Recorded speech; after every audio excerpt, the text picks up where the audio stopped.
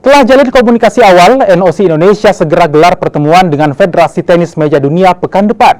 Pertemuan ini akan membahas solusi organisasi PT MSI dan proyeksi Indonesia sebagai tuan rumah ajang internasional. Sesuai janjinya, NOC Indonesia terus berkomunikasi dengan Federasi Tenis Meja Dunia (ITTF). Komunikasi ini dilakukan dalam rangka upaya menyelesaikan problem organisasi tenis meja nasional PT MSI. Setelah melakukan komunikasi tahap awal, NOC Indonesia akan bertemu ITTF awal pekan depan. Pertemuan ini untuk membahas solusi konkret mengenai dualisme PT MSI.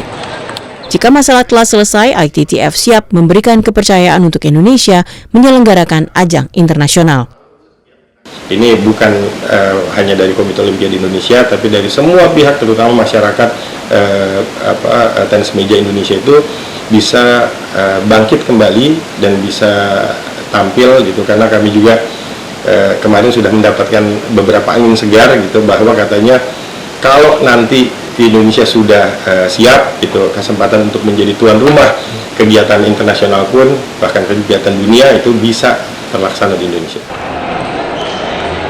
Sebelumnya, dualisme kepengurusan PT MSI yang telah berjalan bertahun-tahun mengakibatkan atlet tenis meja Indonesia mati suri.